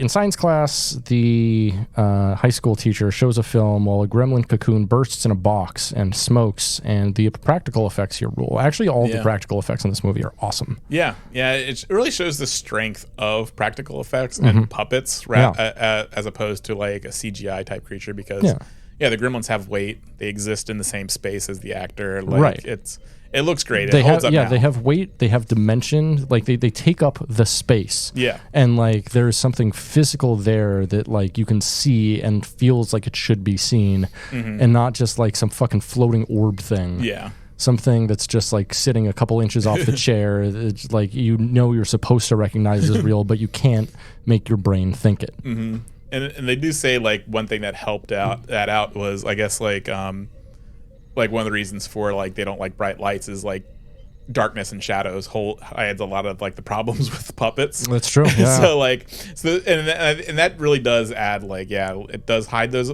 faults and does make the Gremlins look more real. And it also like adds a dimension to the movie of like scenery and like darkness, which makes the film creepier. Yeah, which is great. So later, the high school teacher tries to coax the Gremlin out from under a desk, but it devours his arm and shoves a needle into him and kills him. Presumably for taking his blood. Yes. Yeah, he's just like, I'm going to get my revenge. Then we have our first reveal of the true form of the gremlin. And it is a grotesque reptilian version of its former self. And it's very like wet and sticky. Yeah, it has longer limbs, has a long body, long limbs, like scaly skin. Yeah. It's not like fuzzy and cute. No. It goes, yeah, instead of, ooh. Yeah, they have, and only one of them has hair, you know, the leader. Right. Stripe, yeah. Mm-hmm. Yeah, like, no, I like them. They're great. I love the Gremlins. Mm-hmm. So back at home, Mom hears the Gremlins and grabs a knife to go confront them. But one's hiding in a Christmas tree and attacks her. And this is a pretty fun scene. Yeah. The mom goes through it in this. Oh, the mom goes through in this whole fucking movie. Like I honestly feel they put her through more stuff than anyone else. Besides maybe Billy. I mean, Billy does have kind of like Billy has more like, I don't know, agency though. Like, yeah. This is all just happening to Mom. It's mostly just Mom being like tortured by these creatures and like, but yeah, like yeah, she holds her own like against these. Yeah, these I'd say Dick Miller also really gets it. Yeah. Dick Miller and his wife really get it. They really get it. Yeah, I guess originally like Dick Miller and his wife were supposed to be dead, and then they decided to. I guess they kind of seem like they should be. They should be, but there's a line at the end that they added like, oh, that they're fine. But, okay. Yeah. So Billy finds his mom and rushes her to the local doctor's house, and then goes back to grab Mogwai. Mm-hmm. Back at the invention convention, a robot talks to Dad. Mm. Billy goes back to a house. Yeah, I was just gonna say, like, it is funny, like, have the whole like side, you know, the plot where the dad's out of town because, like, I don't feel the dad would have added anything to this anyway. No, I like him just being weird little breaks in the film. Yeah, like he's just weird little comedic breaks in the film, and that's his entire role. Yeah, you see like a time machine work in the background, but. Yeah, it's just kind of funny because it's like I always think like, okay, well, what have the dad done if he had been home anyway? Like, how would tried to use his stupid inventions to save the day and failed. Like, yeah, like like Dad's not going to solve the issue if he was there. Yeah. Wow. So Billy goes back to a house and a gremlin falls in the pool and it bubbles a bunch and the gremlins take over the YMCA. Yeah. Just like the Village People. Just like the Village People. Billy goes to a police station and they don't believe him until he shows them Mogwai, and then they're like, what the fuck? One of them is played by Jonathan Banks, best known as Mike from Better Call Saul and Breaking Bad, who is also in DS9's first season episode 13, Battle Lines. Yeah, that's the one where they can't die. Yeah. Yeah, and there's the one Bajoran woman who's who was like their original like religious leader there, and she can't die, and they just keep killing each other for no reason. So we go back to Dick Miller, and he's in his house, and the TV doesn't seem to be working, so he goes to check out an antenna. But there's a gremlin out there, and it knocks down his house with a bulldozer. It's just driving a bulldozer, and it like knocks down his house and runs over him and his wife with a bulldozer. And this is like also the scene where we really get the Gremlins theme. Yeah, it goes in full blast, and it's just like it was such a delight to see. It's very fun. It's very silly. Yeah, and he's like, there's a gremlin in the cab. And this to me, like this scene right here, is the most like quintessential Joe Dante scene in this film. It's like it's blending the absurd, the mystical, the silly, the horror. Like it's all these different emotions, and watching it is just like fun and exhilarating. Like it's Joe Dante has such a great innate sense of fun in most of his films. Yeah. And we really appreciate that. So back at the police station, they get a call and just leave Billy there because shit's going down outside. Yeah. So next we go to Mrs. Deagle's house, and she has a lot of cats and a also like one of those chairs that like goes down the staircase, you know, stair chair. Yeah, they made a lot of appearances in movies back in the 80s. They were definitely, I think, a lot more of a thing. I think they have different things now that help out, but they still use those. I've done like medical assistant work in a couple houses that still have those. Oh, cool. No. Let's see. So She goes down the stairs to answer the door, and there's a bunch of gremlin carolers outside. Yeah. At first she's like, "Oh, carolers! I'm gonna dump some water on them." Yeah. She gets on her stair chair though to escape them, and it launches her out the window. That's very funny. I do like how she's like, "They're here for me." Like she has like she's obviously like. Kind of like also like you're saying, like she is like an Ebenezer Scrooge character because she feels that they're there to judge her or or exact vengeance for her like wanting to buy up the entire town, and like just, so she feels that they're like a supernatural force sent to punish her or something, which is really funny. But yeah, the gremlins just like fuck with her chair and launch her out the window, which is like it was like that was such a kind of like a horrific scene for me as a kid. It was pretty funny to me. Honestly, it was really funny. I was just like but like as a kid, like I just saw them launch like a grandma out of a window, and I was just like, oh my god. And she lands like right in front of the cops too, which is awesome. So next we see Santa being attacked and the gremlins running rampant around the neighborhood. Yeah, Jonathan Banks, what are those things on him? Yeah. Jonathan Banks, as a cop, freaks out, and the police vehicle overturns. Yeah, do the cops die? I think they do because we don't see them again. Yeah, so. And you after they crash and overturn, you like it cuts to a gremlin's face and you hear an explosion. Oh, cool. So I'm guessing those cops did die. That rocks. Yeah. I wish we would have seen that. So yeah, because I was reading because like it says that there are 4 on-screen human deaths.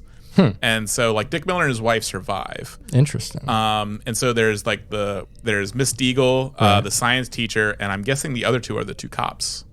Okay. Yeah. I guess that would make sense. Yeah. So Billy takes a vehicle and books it to town while hearing the town get taken over on the radio.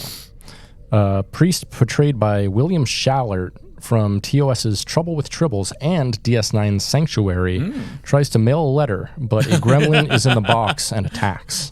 I do like how he tries and they keep going, Patooey! Yeah. He keeps spitting it out. And another guy comes up and he's just like, the priest is like, be my guest. And then it attacks him. So the gremlins take over a neighborhood bar, and it's some super fun like puppeteering and stop motion here. It's just a really good time.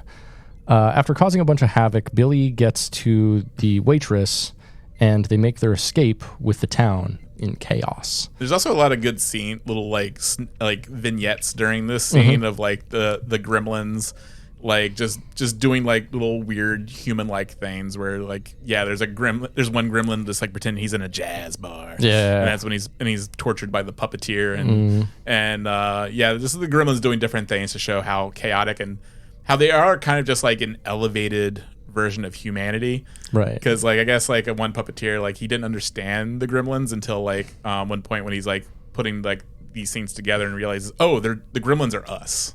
They're just like doing our worst vices to they're just hedonist versions of like humans basically.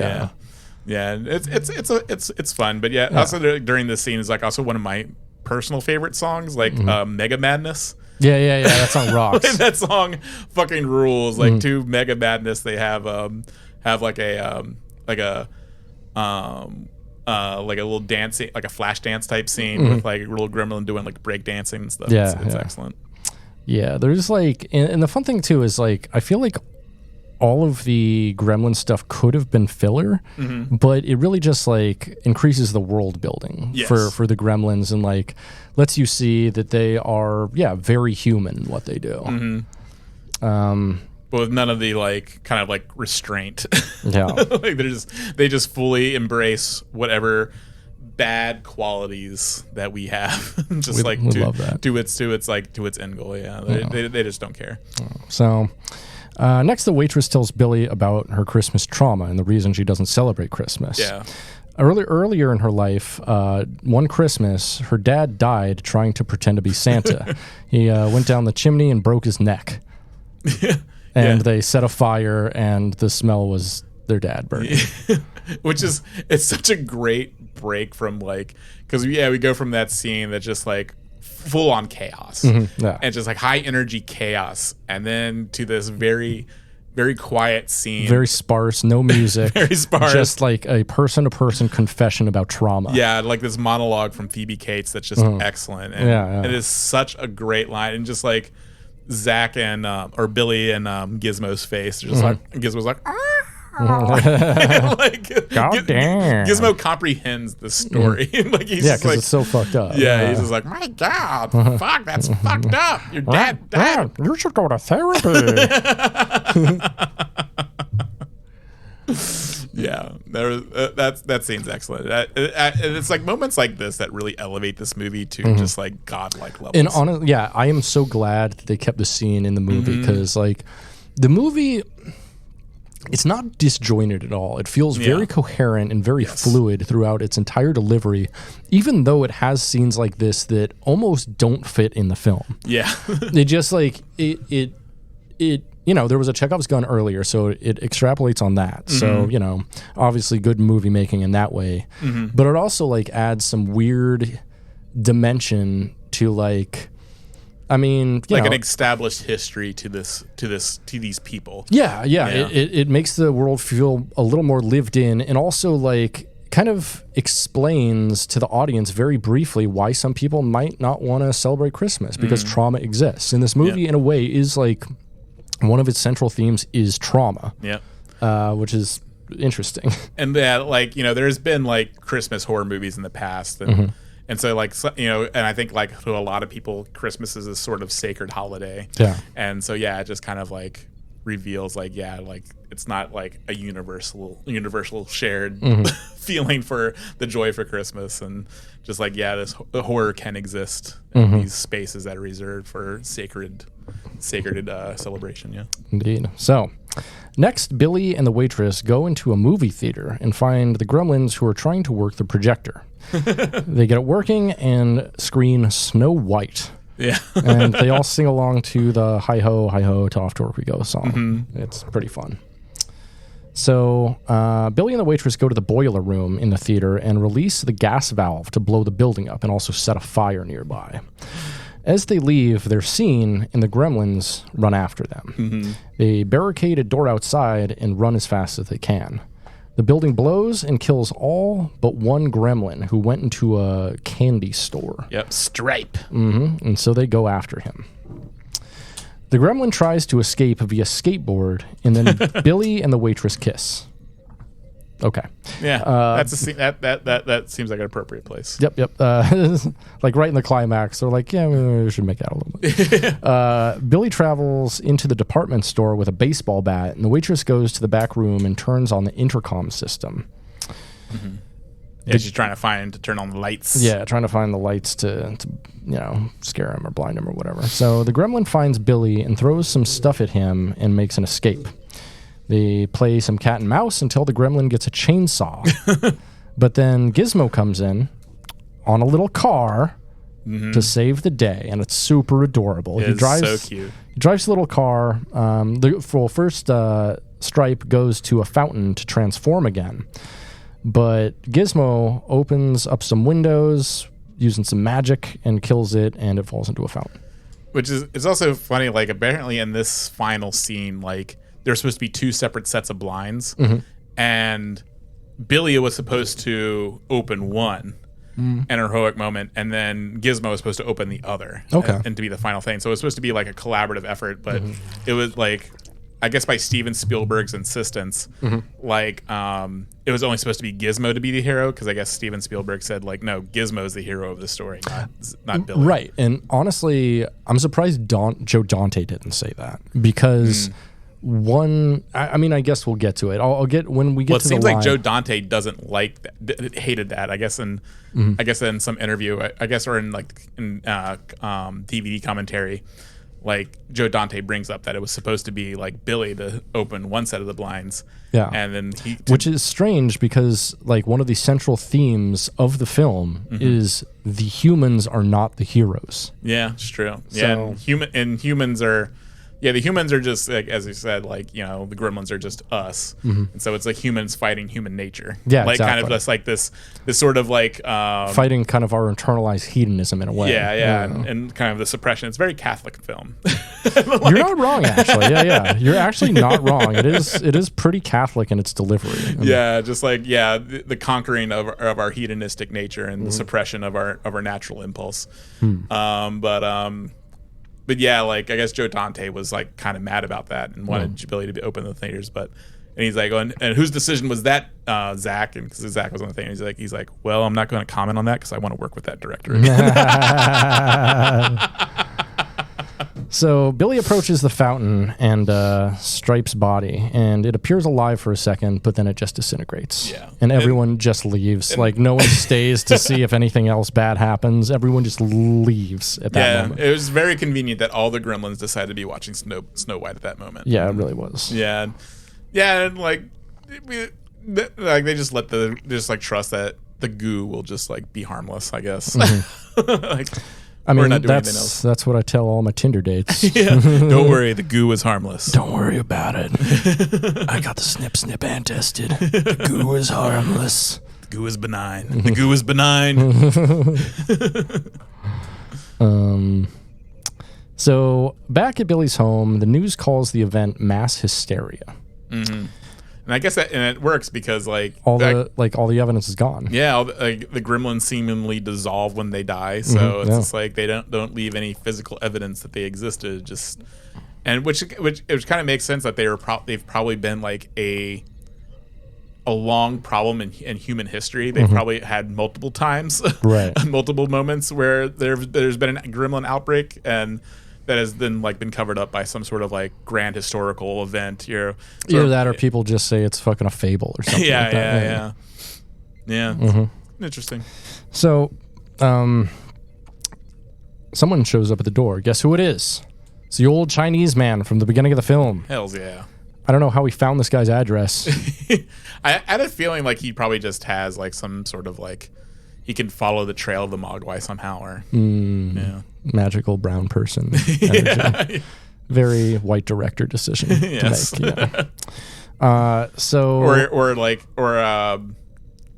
He left. Because didn't he give him his card? That's true. He did give him his card. So, You're right. Yeah. Okay, that's a good point.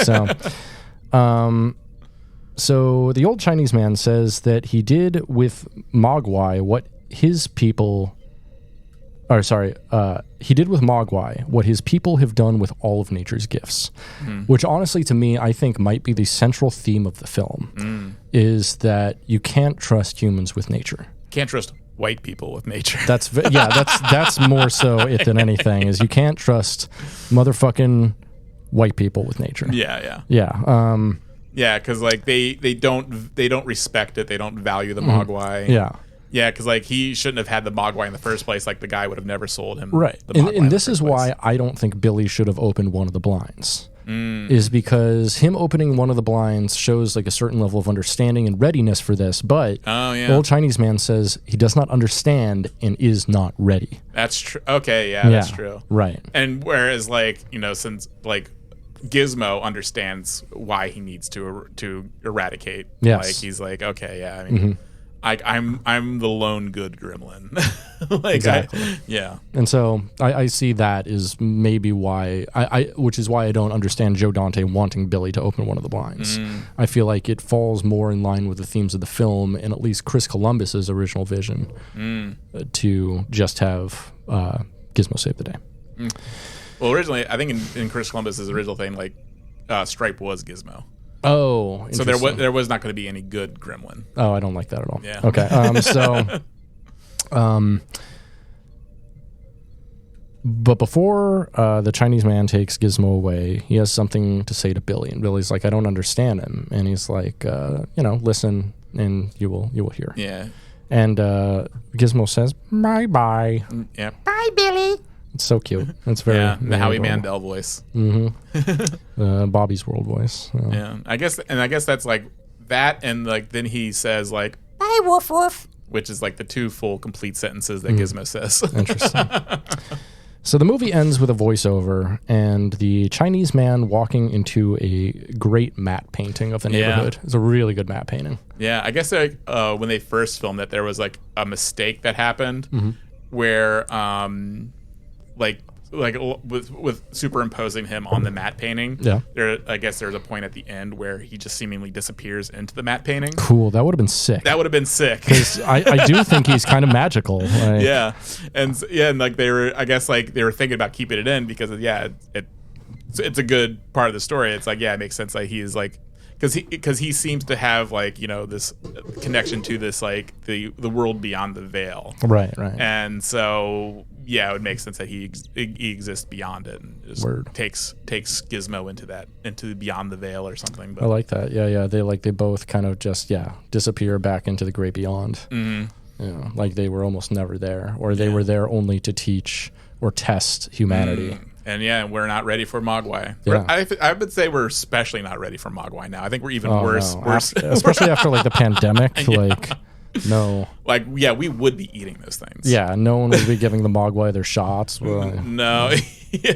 There would be tons of like just underground Mogwai breeding things. And it'd be awful. Michael Vick would have a Mogwai fight club. God. Yeah, it would be awful. Like, and then there would just be also just gremlins, and they would become their gremlin form and just completely fuck up everything, and we would be under the heel of the gremlins at night. At night, only at night. We'd probably be voting for the gremlin. Oh yeah, I mean there would be a third of America who'd be like, no, Stripe's gonna make America great again. We would want the gremlin, and then because they are just like locusts, and they would just destroy, and we already have that now, but it's more controlled in how we view our elected gremlins. No, you don't understand. Stripes Destroy Humanity Party doesn't want to destroy humanity. That's just a name. They want to destroy humanity. Yeah, God, I don't think you understand. I don't think you understand. Yeah, so that's a movie. What do you think? I love Gremlins. I love Gremlins as well. I love this movie. Mm-hmm. Like I love the concept of Gremlins. Mm-hmm. I wish there were more Gremlins movies, or maybe I don't. I feel Gremlins 2 is a good cap on the Gremlins. There's tale. a Gremlins show. Is there? Yeah. Wasn't there? Yeah. Wasn't there a cartoon? Yeah. I think I have the Gremlins show on my screen. Oh shit! I should watch that. Yeah, that would be fun. I wonder how it goes. Like, is there a recurring evil gremlin? Then he just like plots and. I don't know. It doesn't feel like. I mean, it feels like they can make immediate plans. Mm-hmm. I don't think they can plan for like larger scale things. Like, I think that's where their weakness is, because like they're very in the moment. They're very. I don't know, because they did put together the plan of unhooking the alarm clock in order to that's true. They are eat very after crafty. midnight, Yeah. And so they knew that they wanted to eat after midnight, and they knew the best way to do that would be to disrupt the telling of time. So they understand the concept of telling time and how to disrupt it and how electricity works.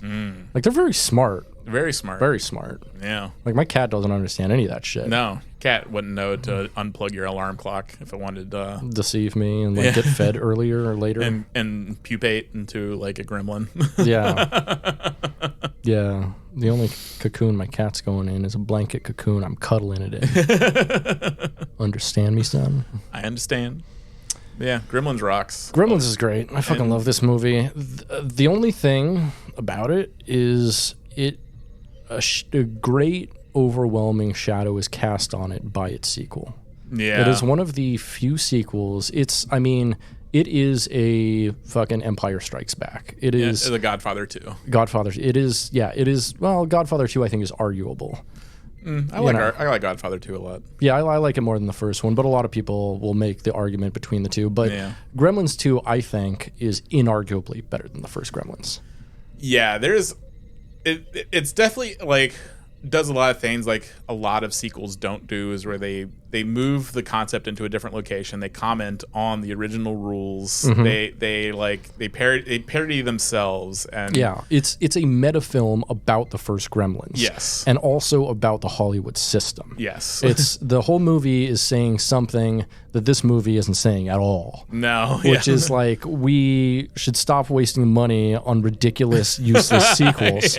Which is like such a crazy message to put in one of the best sequels ever. Yeah. It's like Joe Dante almost defeated the entire purpose of his message of the film by making such a good fucking film. Oh, yeah. Like, I was surprised. Like, the first time I ever heard anyone, like, not liking it was that Key and Peele sketch where they make fun of the concept of Gremlins 2. Well, yeah, because it's like, it's a great bad movie. Yeah, it's one of the greatest bad movies ever. Whereas, like, this is a good film. Like, Gremlins 2 tries so hard to be bad that it horseshoes, comes out the other side, and it's one of the greatest horror comedies ever made. Yeah, it's fantastic. It has like it does, and also has more, commentary on also capitalism, like because Clamp is a Trump stand-in, and who's also like a Star Trek alum. Like he was a Betazoid in the DS9 we got episode. Robert Picardo as well in the next movie. Has Christopher Lee in it. Yeah, it does. Like this movie is like Gremlins 2 is so out of control, and it's an incredibly brilliant movie. Yeah, and it is suck because that was supposed to be like the nail, and it was like the nail on the Gremlins franchise basically, but like. What a way to go out, which is like fine. Honestly, like, two incredible films. Yeah. What more could you ask for? Honestly. Yeah, exactly. Like we only needed one, but they gave us two. Fuck it. I'll take it. I will take it. And that's the thing, like in that Gremlins, and it does age. I mean, we just watched this, and in the year of our Lord 2023, about to be 2024, and it stands up. It's it's a 39-year-old film. Yeah, 39-year-old film, and it holds up completely. Like, there's no point, I mean, you could argue like the Gremlins look fake or whatever, but it's like they look fantastic to me. Like, they're fucking puppets. They look like puppets. Yeah, which is fine. I can suspend my disbelief because they don't look like shitty CGI. Yeah, and they don't look like just CGI. They have space and dimension and weight, and they have. They convey a lot of emotions, and also in the Gremlins and Gremlins 2 are even superior. Oh yeah, the Gremlins and Gremlins 2 are great. They're so fucking good, and they do more than they had more money, and they were able to like make individuated like Gremlin forms. You had like the different individual Gremlins and the other one. Yeah, and maybe we should talk briefly about the budget on this film because it was technically for the time even a pretty low budget film. This one cost $11 million to make at the time. Yeah. Which isn't, peanuts or anything. No. But it's still like, not a huge budget film for the time when, 5 years earlier they made fucking Star Trek the Motion Picture for 4 times as much. Yeah. And also I'd say like... And that made about the same amount of money as Star Trek the Motion Picture. Didn't Amadeus also come out in 1984? 84 or 85. Yeah. And that movie probably cost like $100 million to make. No, 15. 15 million? That's it? Holy shit. God, Milos Forman knows how to fucking balance a budget. I've been Jesus thinking about Christ. that movie a lot lately. It's such a good movie, dude. Yeah. I can't believe it cost that little. Yeah, 1984, yeah. 84, shit. Yeah. That's wild. And so, and that was just like a little bit more. And I mean, that is a beautiful film. And But yeah, they do amazing. Yeah, well. Just goes to show you, you don't need a huge budget to make a great motherfucking film. You just need good ideas, great execution, good performances, a solid script. I mean, I also think like I could be wrong. I mean, who knows? Like I could be misremembering things. Let me double check. But like also like I do feel like a lot of our modern day filmmaking is just money laundering.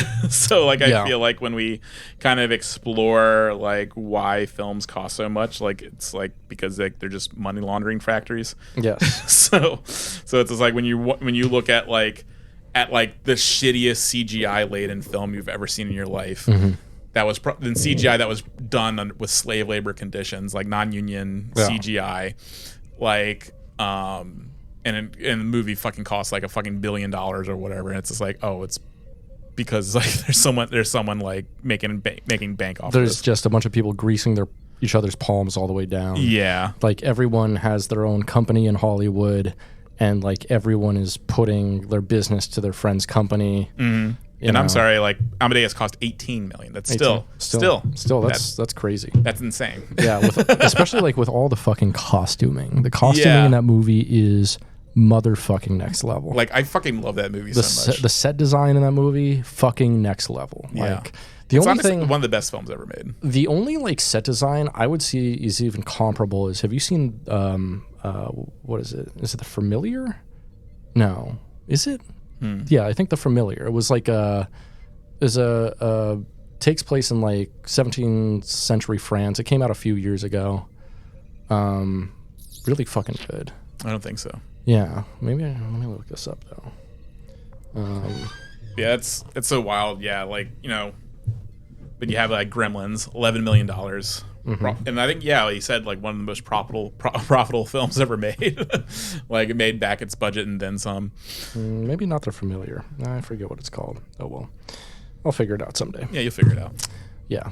Anyway, but fucking Milos Forman, incredible filmmaker. Yeah, he rocks. Joe Dante, also incredible filmmaker. Joe Dante, godlike. Yeah, absolutely. He's still alive. Yeah. I think so. Yeah. Yeah. I wonder if he's made anything in a while. I don't remember any. Joe Dante.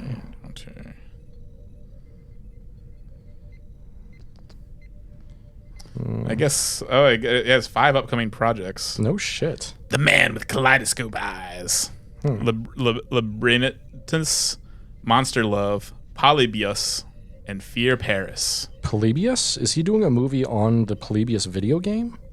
Because that'd be cool. Polybius, yeah. I guess he directed the Hawaii Five-0 TV show. Really? That's interesting. Yeah, 10 episodes of it. Yeah, that's wild. And did MacGyver? I guess he was doing lots of TV that I don't watch. Never watched the new MacGyver show. Oh, he did New MacGyver? Yeah, he did New MacGyver. You know who worked on that? Who? Friend of the pod, Terry Matalis. Really? Yeah, he directed some episodes of it for I think the newest season. Oh yeah, that's right. He also did Small Soldiers. Small Soldiers also fucks. Small Soldiers is pretty fun. Also very similar concept to the Gremlins. I forget he did Looney Tunes Back in Action, which sucked. Yeah. Let's see. That's right, he did. Yeah. Ooh, Amazon Women on the Moon. That's a fun one. Inner Space is also good. His least funny film, but still very good. Mm-hmm. Yeah. What? He did Rock and Roll High School? I don't know that. Another thing I didn't know if you knew. So he directed the original Piranha. Do you know who directed the sequel, Piranha 2? Who? James Cameron, his very first film. Oh my God! Yeah. That starting his lifelong love affair with the ocean. Yeah, absolutely. The fear of the ocean. Yeah, he couldn't help but depict the piranha as good. Yeah. It's like the humans are evil, the piranha are good guys. It's like but the piranhas are eating everybody. Yeah, what's the problem? Yeah. The water is awesome. Yeah. Everything that lives in the water is awesome. We were not supposed to be there. We're not supposed to be. The piranha are correct. They're just protecting their space. Yeah, good for James Cameron. Yeah. Good for the piranha. Good for the piranha. Yeah, I feel like piranha, that's like another thing that's gone the way of the dodo. Just like because piranhas don't eat like live animals. But that was like always like a fear when we were kids, like piranha tanks. And right, but the internet is like it casts some light on that, and now no one cares. Yeah, just kind of like like quicksand. Like no one there's. If you were to ask like a current day 12-year-old. Like what they fear, they wouldn't say piranhas or quicksand. No, they'd say piranha quicksand. Yeah. They probably wouldn't know what piranha is. That's the thing. That's how far culture has moved. Like piranha is not even a household word for our nation's 12-year-olds. Right. Now the 12-year-olds are like, what do you fear the most? And they're like, skibbity toilet. Yeah, skibbity toilet. Yeah. Yeah, I mean, of course that wasn't in our vernacular. Like we had no skibbity. Oh no, I had skibbity. Oh, you had skibbity? I invented skibbity. Oh, okay. Skibbity doobity dop, baby. Come on. I'm the next scat man. I know you. Scat them. Scat they them. Scat they them. But yeah, like yeah, but no one. I bet you couldn't make a 12-year-old tell you what a piranha is. No. Or spell it, especially spell it. Yeah. I think that's a great place for us to leave it. Yeah. Challenge a 12-year-old to spell piranha. Yeah. Ask them what they think that is. Like if they say a carnivorous fish, then okay, I guess we're still they're still doing good as a as a nation. But if they don't know what the piranha is, like. We gotta do like Anakin and the younglings. Like we gotta start new. I was saying put them in the box. Put them in the box. Put them in the box. Oh, you don't know the carnivorous fish, do you, little boy? Time to get in the box. Get in the box. Yeah. So yeah, make a 12-year-old spell piranha. Watch Gremlins and Gremlins 2 and Amadeus. Watch all of those films. Well, I think that's a great place for us to leave it, Soyagers. Thanks for joining us. Be well, travel safe, and watch Gremlins. Yes. before Christmas. Before Christmas. Or on Christmas, because this is getting released on Christmas. I think I'm going to rewatch Gremlins again on Christmas. Really? Mm-hmm. Cool. Yeah, and Gremlins too. Yeah. And maybe Amadeus. Do you have a Christmas themed film or a Christmas film you like better than Gremlins, or would you say this might be your favorite Christmas film? Because this is personally my favorite Christmas film. I do have like films that I like to watch on Christmas. Like last year I watched Altered States, which was weird. That's not a Christmas film. No, it's not. I would actually say neck and neck actually with it, tied. I'd say is Muppet Christmas Carol. Fucking love Muppet Christmas Carol. Well, I like movies that aren't actually about Christmas on Christmas, like Lord of the Rings. I like watching Lord of the Rings. I like watching Amadeus. Oh, look at you! You're so cool. You're so subversive. Wow. No, it's just like what an iconoclast. No, oh my god, you're a maverick, just like John McCain. No, it's just like films that I just associate with Christmas and watching on Christmas. Right. But I am going to watch Gremlins and Gremlins 2 on Christmas this year. Well, there you go. Yeah. Neat. And Gremlins 2 isn't a Christmas movie. It's not. I think it takes during the summer. Yeah. Yeah. All right. Well, we should probably end it. Yeah. Yeah. All right. Thanks for checking with us, soy boys, girls, and Overly Beans. Hang dong and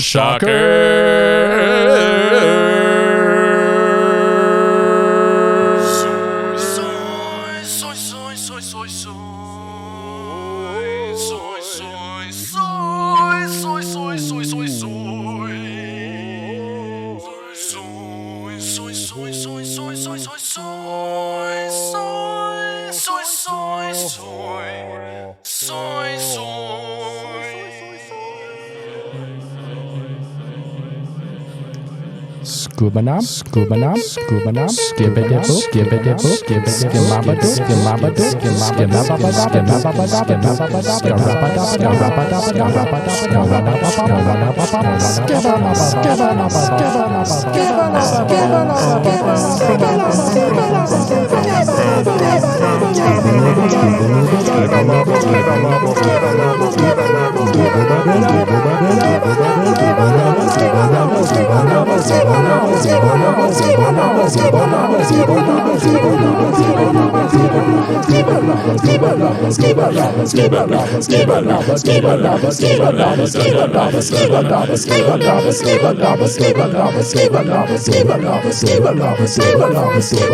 skibba